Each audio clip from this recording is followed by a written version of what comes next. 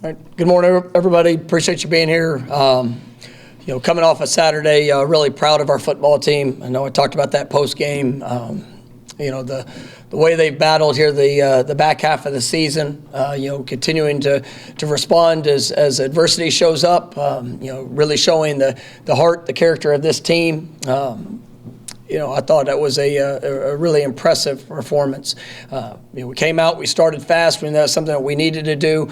Boston College was a really good team. I mean, you look at defensively as third best ranked defense, scoring wise. I thought we came out, had a really good plan, executed at a high level.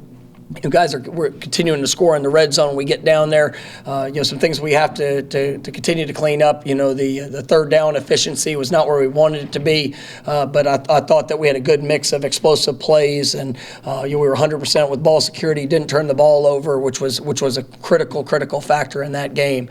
Defensively, I like the way that we're playing. Very aggressive. That was the team that had not given up much pressure, to their quarterback. And you saw in the game. I mean, he's a talented young man. Extends plays, was able to do some things, with his legs. But I thought our defensive front did an extraordinary job. Really pleased with the way their defensive backfield played. They did get a couple plays, on us, but all in all, I thought we were able to be very efficient with our defensive in our defensive passing game. Special teams wise. I thought our punt team was phenomenal. I thought that was one of the, one of the game-changing units. Being able to flip the field. I think Alex has been extraordinary. Was able to pin him inside the 10 multiple times. I like that part of what we've been able to do. Our kickoff and kickoff return unit have to continue to improve. I mean, that's something that has to be a strength for us. We've had some missed opportunities. We gave up. Gave up a big return. We got to make sure that we're just the detail and whether it's kick location, coverage lanes. Then we've had a couple missed opportunities to be able to get the ball down. And that's where we got to continue to grow and continue to work those fundamentals. But all in all, I thought our guys, they did battle. It went down to the last play. I was really pleased with how they were able to execute with some of the things that we work week in and week out with our time management, being able to finish the game the way that we did. But we got back home, and it has been all focused on this week. It's a huge week for our program, for this team. To be able to get into Week 12, especially how it started with an opportunity to play for one more. This rivalry is one of the great rivalries in all of college football, and for our football team, for these seniors, for everybody involved in the program. I mean, it's going to be a great challenge, but a great opportunity for us. And we talk about being able to put that identity on display. I think that's something that you've seen throughout the course of this year. I think you see the identity, the culture. We've talked about building that foundation for what this program is going to stand for, and the way these guys have responded, the toughness that they've shown. I'm just proud of them, and we've got to have all hands on deck for this game and for the game on Saturday, and make sure that we finish the season the way that we want it to be remembered. And I'm excited for what the way the guys came to work yesterday, with practice last night, with meetings. I mean, there is a great sense of urgency, and there needs to be. And we're looking forward to a great week of prep and the opportunity that's ahead. All right. First will be Ira, over to your right. Florida changed their defensive coordinator a couple weeks ago. I was wondering if you've seen any change on that side, and then also, with what's going on there with the head coaching change during season, does that change preparation at all? For us, I mean, it's I've talked to you throughout the season, regardless of who we play. I mean, the emphasis has to be on us. Now, there's going to be some different things. Anytime you have play callers that change. I mean, there's going to be unique and different elements of things that you might see. You get to this point of the season too. I mean, they were a little different in their defensive personnel this last game against Missouri. Just who they had out there. Sometimes that's injury based. Sometimes that might be who's calling it, and just a thought process, or even just a specific game plan for who somebody's playing. So there's not a big enough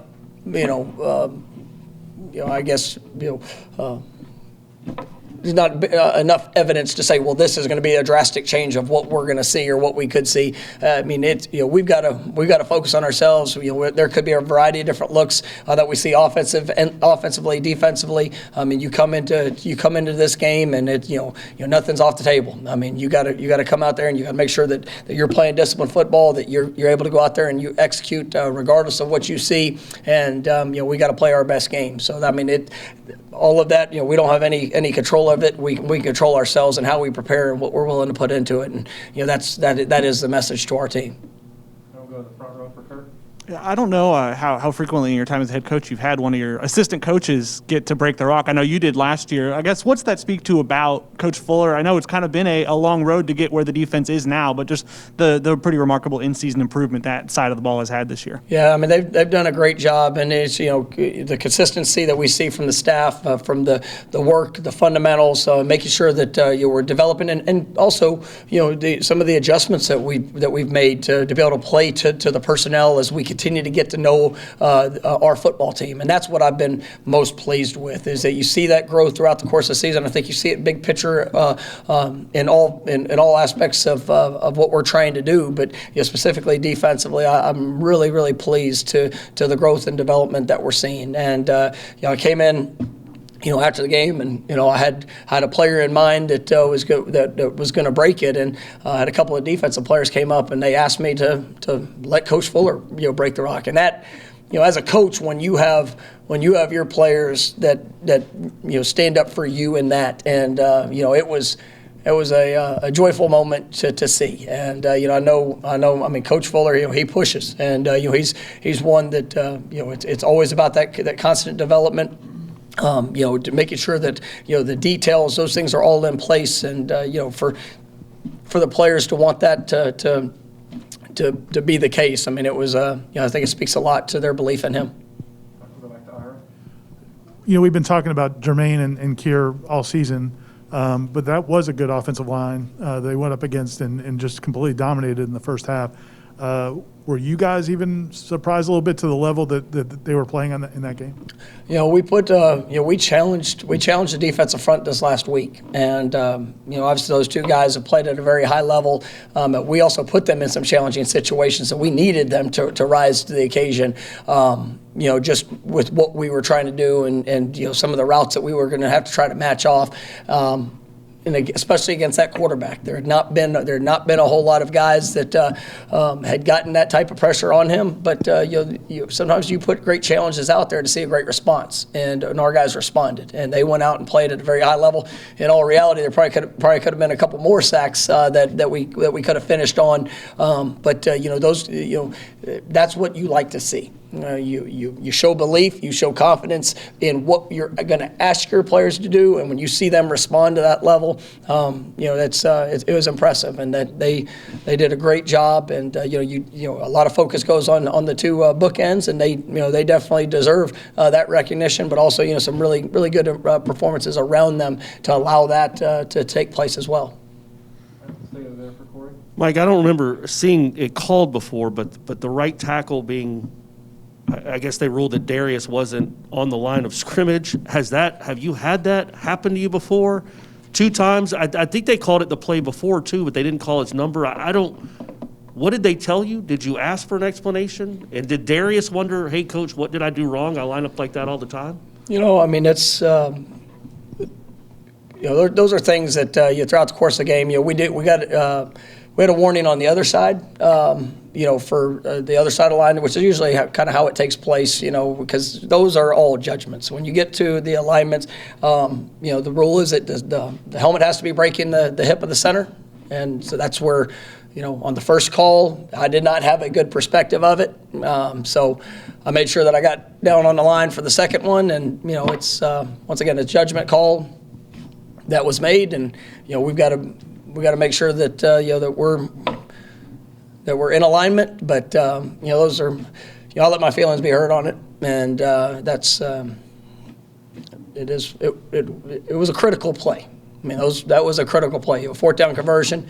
But at the end of the day, we're going to continue to make sure that we are playing within the rules, and try not to leave any of those judgment calls in the hands of an official. Kenny talked last week about how just smarter Jordan is now about understanding the offense, what you guys are trying to accomplish. But it seems like maybe even the skill position guys are getting that well, like how they're setting up blocks and things like that.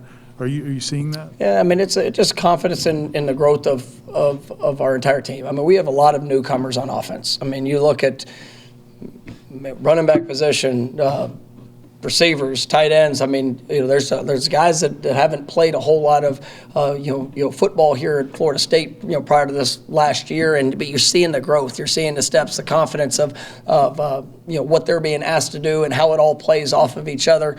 Yes, it starts at the quarterback positions, and I think that you see that confidence in Jordan and what he's seeing, going through those progressions and read the efficiency in the passing game, something I'm really pleased with. And, we've kind of seen those steps here over the last 3 or 4 weeks, even in games where, we didn't end up, with success in the game. You saw some of those steps in the intermediate game and, being able to have some of those base down passes. And I thought that was something that was big, in the game on Saturday, is that we were extremely efficient and effective, which allows a little bit more space. And, we were able to hit some of the run game off of it. But, when you have the success we had early in the season running the football, people are going to make adjustments. You're not going to see. I mean, you're going to get more. We had more one high. We had a squeeze in the box. Trying to tighten things up. We've had some challenges there, just with personnel on the offensive front of having to move guys around. And so being able to be efficient and to push the ball down the field and create some of those explosive plays in the passing game, I mean, it really opens up the offense. And I think Jordan's done a really nice job with that. And, he's going to have to do the same thing here on Saturday for us to have a chance to be successful. We'll go back to Kurt on the front row. Darius and Jared, I know, both got hurt late in that game. I guess where are they at? What are you able to say coming into the week? Yeah, I mean, in all honesty, it was a lot better, evaluation yesterday than what I thought, coming out of the game. So we'll see how it progresses through the week. But we're in a much better place than what I really expected, for what we thought during the game. Next will be Aslan in the back right corner. Defense had a pretty strong fourth quarter against Clemson with the scoop and score fumble. They had a 3-and-out after that. Miami game. The drive before you guys go ahead, they get you the ball back after you kick the field goal. The big stop they had against Boston College to end the game. Does that affect the calculus in your head going forward in terms of how you can manage a fourth quarter, knowing that your defense has been able to kind of rise up in these late game situations? Yeah, I mean, I think all factors play in, and I like seeing our defense finish games, and that's something that we had, I guess the Clemson game was really the last, the last one where it was the last drive where, we gave up a couple things that were, penalties that showed up. But I like the way that our guys are playing to finish. And it was huge in Miami. It was obviously huge in Boston College. And, they have a great deal of confidence in what they can do and what they can achieve, throughout when crunch time shows up. And that's where, like Akeem Dent, was such a big play on that fourth down. Yes, we got pressure. Quarterback threw the ball up. It's kind of funny. You look through the course of a week. We did a 2-minute drill last week in practice, and Akeem had an opportunity to go high point and pick off a ball, and in all reality, it actually bounced off of his hands and into a receiver's hands that resulted in a score.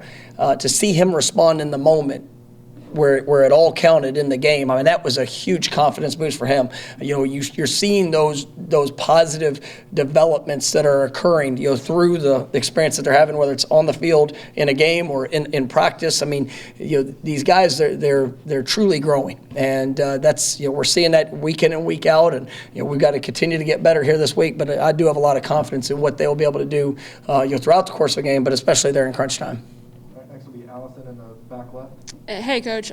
This game obviously didn't happen last year because of COVID, but to have it back, what does it mean for college football? I mean, it's one of the reasons why you come to Florida State to play. No, absolutely, and it's one of the great games that college football, provides, and to be able to be a part of it, I'm to say excited would be an understatement. Been looking forward to this one. We talked earlier in the year just the opportunity to coach in the Miami, game, and now to have this one with so much, for us, and is our record where we want it to be? No, but throughout this season, there's been a lot of lessons that have been learned, and to be able to put ourselves in a position to be able to gain one more is big, and it's big for our players. I mean, this is it's like I told them, they put themselves in a position to be remembered, and we talk about building a foundation. We're going to do this the right way, and it's all aspects of our program, on the field, off the field, and everything that we're doing, trying to build these young men to show what they can do. And I know I talked a little bit about that in post game, but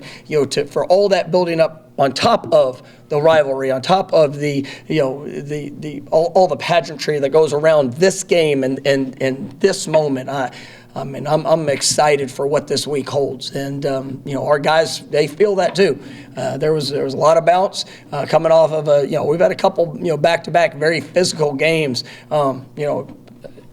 Even last week, to not have the emotional letdown of coming off the Miami game. Now it's all about just continuing to get better, and that, I think, speaks to part of the culture that we're trying to establish. The foundation that's being built is that yes. I mean, the emotions, the excitement, all those things in the moment, but can you be controlled and still work, focus on your improvement? And this week we have to be better. This week we've got to go out there and we got to play the best game we played this year, because that's the standard. But to also be able to do that with this opponent, and it's going to be an exciting week in prep, and definitely looking forward to it.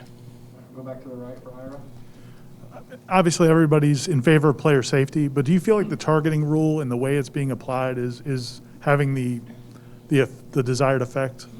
Yeah, I mean, that's it's we all want player safety, and it is, but also the opportunity. I mean, just to play this game, it's so limited, and I hated it for Jamie. Their Saturday. I mean, there was no ill intent. The quarterback slides late. He's going in to make contact. Actually pulls his helmet out of, but to know where he's trying to strike a quarterback, then a late slide. So, it's like one of those things. It's still a judgment call for the unnecessary roughness if that's going to be called. And that, even with that is a 50-50 on how that's going to be officiated. But I think that if there is absolute intent. That's one thing. When it's a questionable call, it's just so hard, because you're pulling, a game away from a young man that is with the right intentions.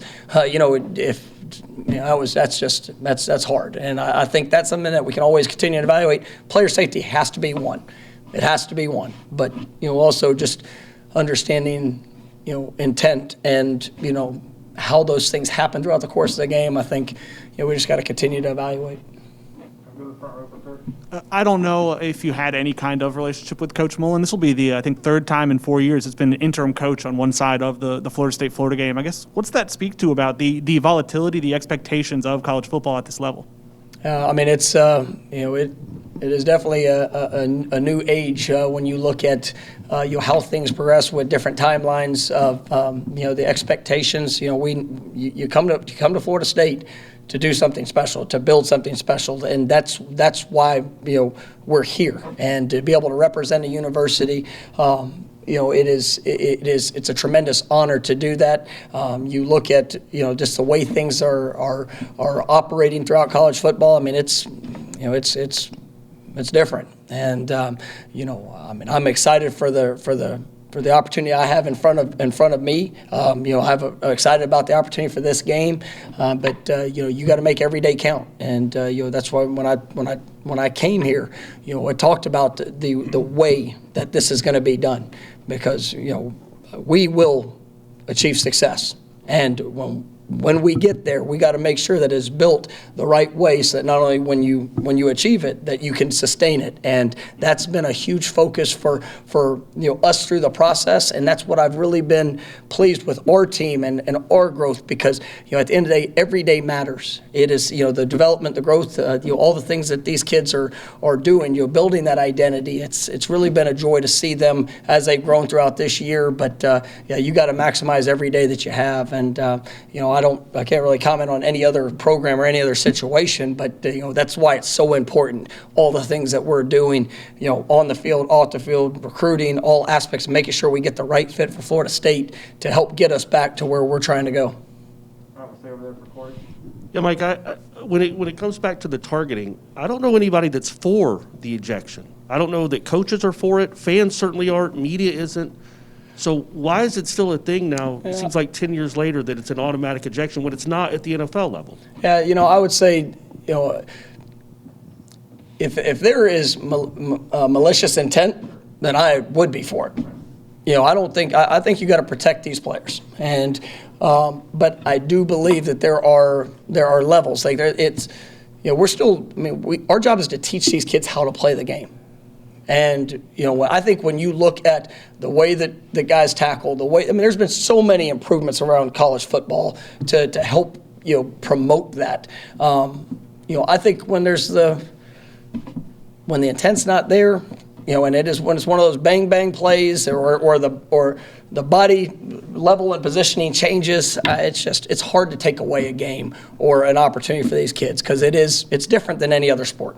And you're so limited on what you get and how quick it goes. And I just think that's something that we've got to keep player safety number one, but also making sure that we're not taking away opportunities when there's things that we can continue to do that also they could be very proactive. Aslan? Coach, week one, you guys go to overtime against a top 10 team. Have you guys recaptured that sort of ability, or is this a team that's better than week one? No, I think we've improved throughout the course of the season, and each game is in its own right. Where you have to be in that moment, and every matchup's different. Everything that we're doing and growing and working to do, it has to improve, and it has. And I think we're a much better team than we were at the beginning part of the season. Mentally, physically, how we handle situations is much improved, and we're growing up. We're still a young team. You have some inexperienced players, in some areas. We've had a lot of shuffling that we've had to do throughout the lineup. But you see guys that are growing in confidence through each of those experiences. So I definitely think we have improved. All right, we're going to go two more. Ira? One of the hallmarks of your Memphis teams was, just how hard they played. You would hear other teams talk about how hard they competed, how physical they were. Are you starting to see that from this team? And I know that's maybe hard to quantify, but is it something you can just see? Yeah, it's something I believe we've improved as much in that area from a year ago to now as probably any, and it's why you see the response. It's why you see regardless of where you are in the course of the game, whether it was early in the season, here late in the season, up or down, these guys are going to fight. They're going to continue to push. I think that shows up for how we train, the expectations of our players. Like I said, it really becomes part of their identity of who they are. And you guys that love playing this game, they love who they get to do it with. They love who they represent. And that's one of the things that I think is important. And we've tried to pull back and bring back a lot of the past players and connect all those great teams and even guys that played in maybe years where it wasn't as good, for them for our players to hear the passion about this program and understanding it's so much bigger than just ourselves. We get to represent something special. And, once a Nole, always a Nole. And our guys, 10, 15, 20 years from now, they are going to have these moments that they're going to be able to reflect back with their friends, with their teammates, and they're going to be able to talk about the experience. And when you talk and you hear from the former players, the identity, the things that held it all together were number one, it was work. These guys worked hard. They pushed hard. It was challenging every single day. The toughest competition happened out there on that practice field, but that's how they grew together. And that's where they built confidence together and what they could overcome and what they could accomplish together. And secondly was the relationship. And, they cared about each other. And when you have that, that's what makes being a part of a team special. And, so being able to kind of connect that for, our current players with the past players, we want that to be a part of the identity. It doesn't matter where you are in the course of the game. The standard is going to be the standard and how we play and how we operate, how we respond, whether we're up or whether we're down. And, we're not a finished product. I mean, we have a lot of work we have to continue to do in those areas, but you're starting to see those things show up in a positive manner, which I think is, like I mentioned after the game, it's helping change the mindset and the lives of these guys as they move forward. All right, last one, Corey. Yeah, Mike, did you guys send a letter of apology to that BC punt returner for that vicious personal foul you guys had on that play? You want to get me on the penalties, don't you? No, in all honesty, do you recourse? I'm not trying to be the referee guy, but do you have any recourse when it comes to plays you don't agree with? Do you send film in to the ACC? Have you heard back from them, number one? And then my second question, which is a more important question, a lot of coaches treat games like this and say it doesn't matter. It's a faceless opponent. We're concentrating on ourselves. You seem to lean in and embrace these rivalry games. I guess maybe just talk about that and why that means so much to you. But if you could address what you do for the bad or the questionable calls first. Corey Clark, make sure that's he said no. No, I mean we send them in, and there were, like I said after the game, you can see my reaction in the game, and when I watch film, I had some similar reactions. So, there are a lot of judgment calls that get brought up throughout the game. And we sent in a number of clips, have not heard back. But then you also look, we talk to our players and talk about it as a staff. I mean, we get a crew. I mean, in 2 years, we've had 6 games that we've had over 10 penalties. We've had the same crew 4 times that have been a part of that. And so some crews are going to be a little bit more active in games. That's our information that we need to know, and we've got to make sure that we're doing things to as good as possible to not let that be, a deciding factor or and trust me, we made mistakes in that game. We got to be more disciplined. But at the end of the day, that's, it's a challenge. It's a challenge for everybody in times, and but yeah, we definitely sent some in. So to the second question, I love the rivalries. I mean. It's what I've been looking forward to. And, I get up for every game, every day, every practice. I want that to be, I want that to, truly speak to who we are, just because it doesn't matter who you play. The performance, it doesn't matter who you play. It's whether you prepare to be your best in that moment. But the very first day of fall camp, I talk about 2 teams. Right? I talk about Miami and I talk about this one. And everybody wants to win this game because it will be a game that is remembered for the rest of your life. Regardless of who the coach is, regardless of what it does not make it. What was the outcome? And everything that you do throughout the course of the season is going to prepare you for the moment. And you've either done the job, you've learned from the experiences, and you can go apply it for 60 minutes during that game, or you don't. And you have to live with the results. And so do I want our guys to be at an all-time high come Saturday? Absolutely. Because I know what this game means. And if you don't get up for this one, then go somewhere else. Go do something else, because it is not for you. All right? But you watch the history, you watch tradition, you know what it means to the university, you know what it means to the fan base. Man, this is why you play. This is why you coach, and it's to get guys for this moment. But everything we've done up to this point has prepared us. We'll either take advantage of it or we won't. And come Saturday at noon, man, I promise you there's going to be some emotions on that field. But can we maintain our composure? Can we make sure we go out there and not get distracted by all the things that are not going to make the impact? And if we can do that, man, it will be it's going to be an exciting game to be a part of, and I want them to embrace that. I want them to enjoy it. I know I talked about it as on the last one. I mean, we're going to that 4th quarter. And you saw both teams standing face to face. That was something, and it's what makes college